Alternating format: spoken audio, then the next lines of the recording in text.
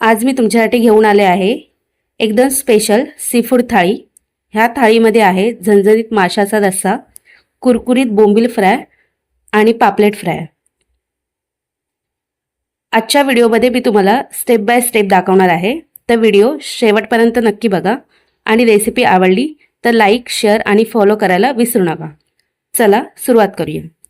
नमस्कार, मी प्रियांका, प्रियाज किचन वाईसमध्ये तुमच्या सगळ्यांचं मनापासून स्वागत।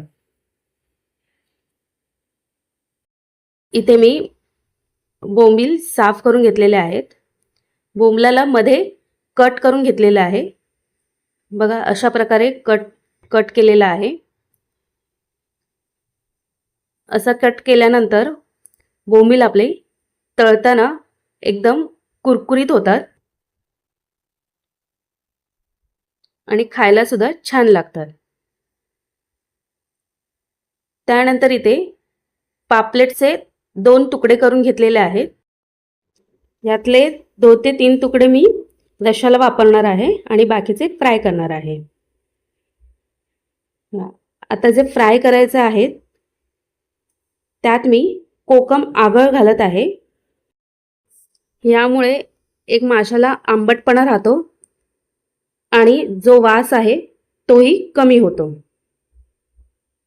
व्यवस्थित ह्याला कोकम आगळ लागलं पाहिजे असं व्यवस्थित लावून ठेवायचं आहे। आता येथे 3 तुकडे मी रश्श्यासाठी वेगळे काढून ठेवलेले आहेत। माशांचं कालवण बनवण्यासाठी मी इथे ओलं खोबरं, धने, लसूण,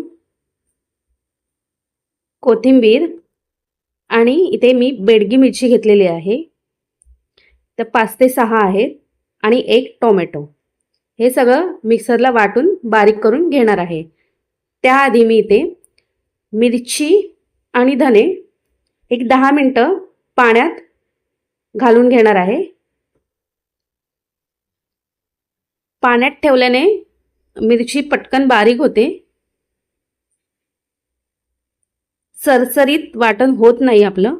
त्यासाठी इथे मी धने आणि मिरची पाण्यात 10 मिनिटं फुगत ठेवणार आहे।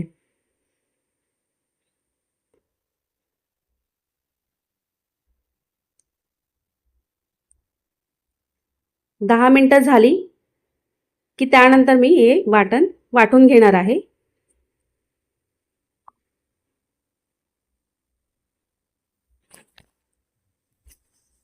वाटण एकदम छान बारीक वाटून घ्यायचं आहे। बघा इथे मी वाटण वाटून घेतलेलं आहे, छान बारीक वाटून घेतलेलं आहे। आता आपण याची फोडणी घालून घेऊ। इथे एका भांड्यात मी 2 चमचे तेल गरम करून घेतलेलं आहे, त्यामध्ये मी हे वाटण घालणार आहे। लाल मिरचीमुळे ते वाटणाला खूप सुंदर असा रंग आलेला आहे।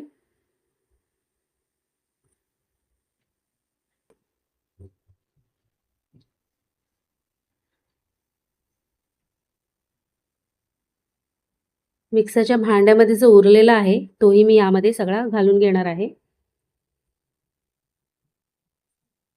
त्यामध्ये तुम्हाला जेवढं पातळ माशाचं कालवण हवं आहे तेवढं पाणी तुम्ही इथे घालू शकता। मी इथे साधारण 2 ग्लास एवढं पाणी घातलेलं आहे।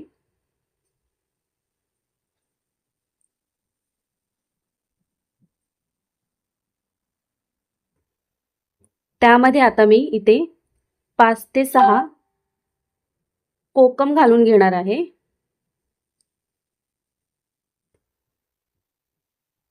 तुम्ही कोकमाऐवजी चिंचही वापरू शकता। आता चवीपुरता मीठ घालून घेणार आहे।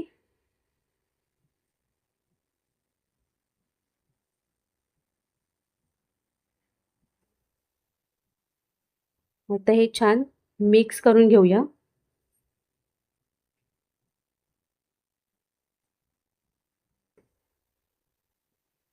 आता यामध्ये मी पापलेटचे तुकडे घालून घेणार आहे।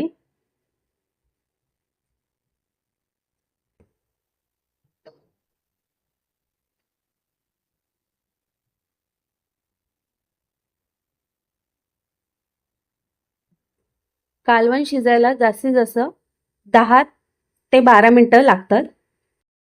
ते 10 मिनिटानंतर बघू शकता छान असं कालवणाला उकळी आलेली आहे आणि आपल्या इथे कालवण तयार झालेलं आहे.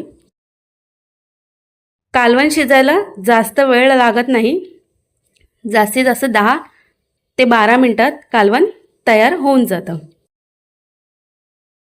बरं, छान असं आपल्या इथे रस्सा तयार झालेला आहे.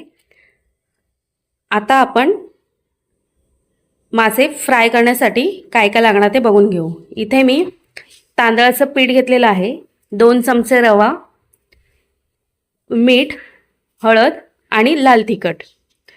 आता हे सगळं आपण व्यवस्थित मिक्स करून घेणार आहोत.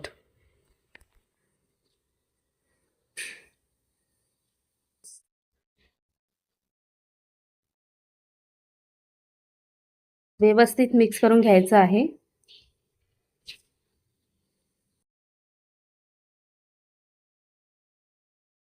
तांदळाचं पीठ वापरल्याने मासे एकदम कुरकुरीत होतात आणि खायलाही खूप छान लागतात. आता हे व्यवस्थित इथे मिक्स करून झालेलं आहे.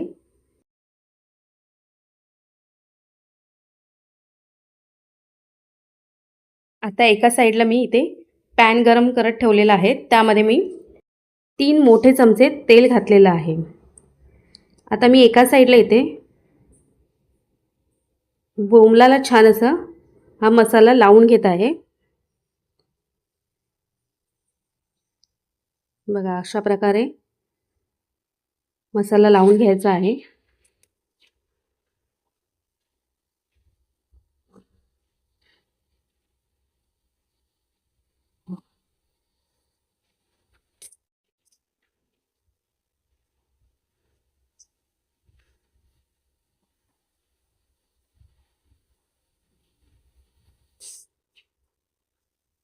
मसाला लावून झाल्यानंतर आपण हे तेलात फ्राय करण्यासाठी ठेवणार आहोत.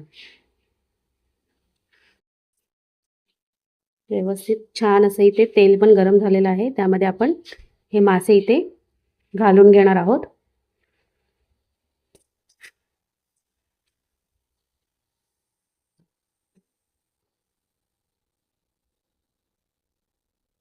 त्यानंतर इथे मी पापलेटचे तुकडेही फ्राय करून घेणार आहे.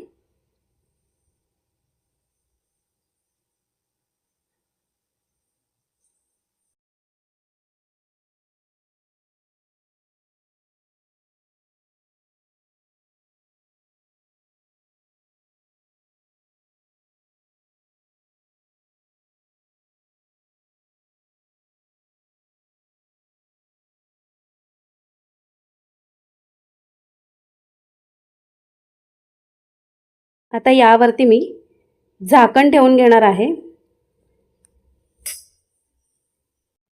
एक 2 ते 3 मिनिटं आपण इथे झाकण ठेवून घेणार आहोत. बघा, 2 ते 3 मिनिटानंतर हे आपण परतून घेणार आहोत. बघा, एक साईड आपली एकदम छान कुरकुरीत फ्राय झालेली आहे. छान व्यवस्थित असे परतून घ्यायचे आहेत.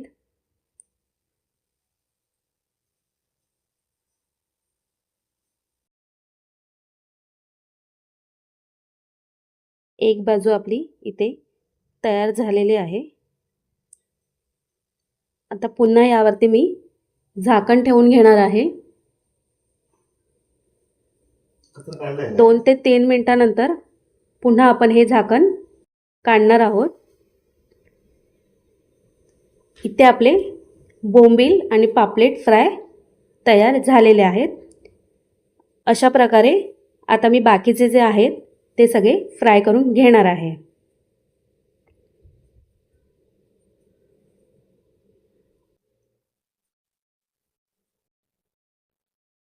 छान असे कुरकुरीत झालेले आहेत, मस्त असे.